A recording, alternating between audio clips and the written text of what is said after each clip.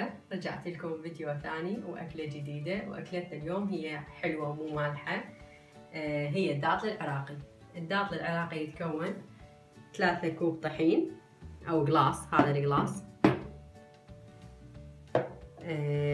خاشوقتين شكر، 3/4 الكوب القلاص العفو زيت، قلاص لبن، و3/4 القلاص مي دافي، وخميرة. هاي الخميرة الفورية هذه اللي هي البولفر، الحبيبات هاي السريعة. هاي خاشوقة أكل من عندها. هسه أراويكم شلون أسوي العجينة. نبدأ هسه أسوي العجينة. أول مرة أخلي الأشياء السائلة اللي هي الزيت واللبن.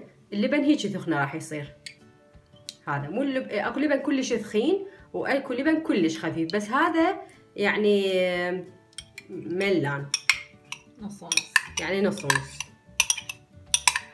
اخلي مقدار اللبن كله اخليه.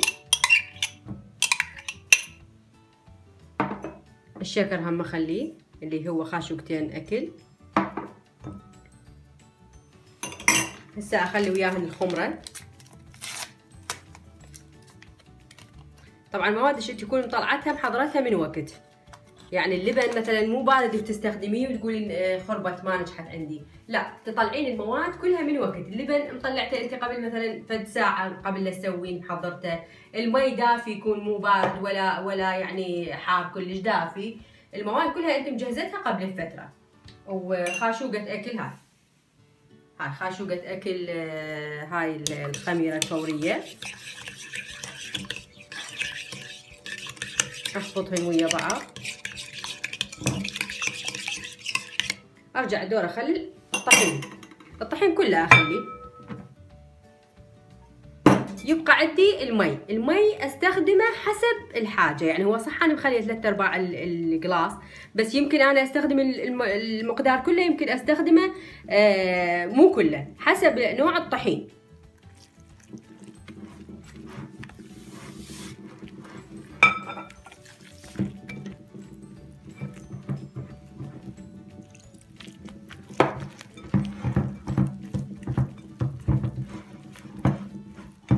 الظاهر راح استخدم عن كل المقدار، او جزء راح اكمله بعد شويه، لانه العجينه شو صارت ثخينه وانا ما اريد تصير ثخينه.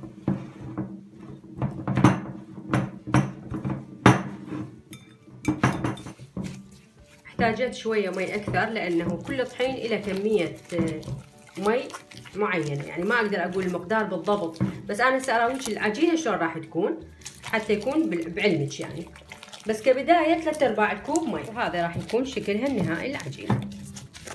بقى شلون من اشيلها معي حتى تصير قدامك واضحة. هاي هي المقادير، وهاي العجينة شكلها النهائي. خليتها حتى تختمر. شقد فترة الاختمار؟ 3/4 ساعة ابدا، مو اكثر، ولا دقيقة واحدة اكثر. 3/4 ساعة تخمرينها. هالاثناء تقومين تسوين الشيره للداطل. طبعا نحتاج الى شيره، والشيره مقاديرها كالاتي. خليت 4 قلاص شكر مثل هذا، وعلى قلاصين مي ضبط. 4 قلاصات شكر على قلاصين مي ضبط. شنو تخلين وياها؟ انا خليت شرحتين نومي حامض، وخليت ربع خاشوقه شاي نمدوزي. كل شيء تعرفين شنو النمدوز. هاي عجينتي ورا ما رجعنا لها شلون صارت، مو كلش مختمره، يعني هاي نسبه الاختمار مالتها. هاي انا ابد ما اريدها تختمر زايد، هاي نسبه الاختمار مالتها. هسه انا محضره هذا كيس الحلواني وحاطه الراس بيه.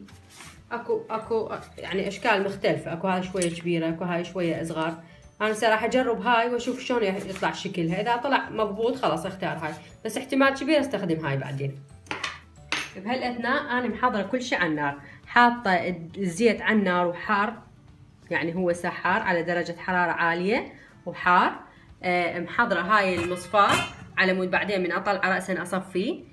ومحضره هاي الشيره وهي بارده هسه، لا دافيه ولا ابد بارده، حتى راسا الاشياء كلها يمي، بس اقلي واطلع راسا اخلي بالماعون. هسه اطلع كميه عجين اخليها بالكيس. اذا انت مبتدئه لا تخلين هواي عجين ويظل يعني ما تدرين شو تسوين به، يظل يحيرك. خلي شويه شويه حتى تقدرين تسيطرين على الكيس.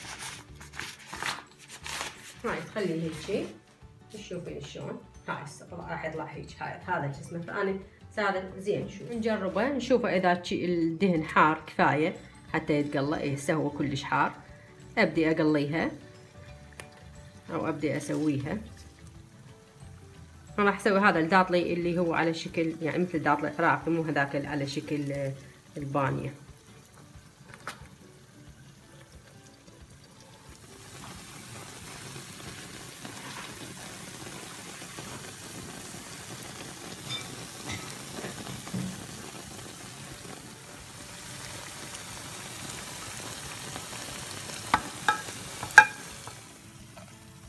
ادخلها بس اطلعها من الشيره هذا الشكل. احاول ما اخرب القالب مالتها، انشفها من الشيره واخليها بالمصفى.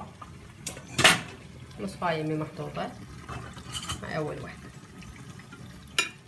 هذا شكل الداطل النهائي. شلون صار كلش حلو. هذا كل المقدار تقريبا. صار 1 2 3 4 5 6 وحدات بس، يعني بيرفكت يجنن. جربي الوصفه ان شاء الله راح تعجبك لانه مضبوطه 100%.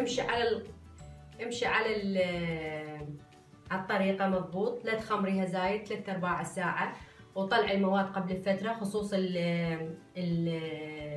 اللبن، وراح تنجح ان شاء الله عندك 100%. بس فد شيء اخير احب اهدي هذا الفيديو لابو هديل، لان هو دائما يسالني على طريقه الداطلي. هذا طريقه الداطلي الاصليه. هسه عرفت بالتفاصيل. سويه حتى تسويه لزوار ابو عبد الله بزياره ال40 ان شاء الله. واذا اني اكون موجوده ان شاء الله انا اسويه. لا تنسون تسوون متابعه للصفحه. وشكرا جزيلا لكم.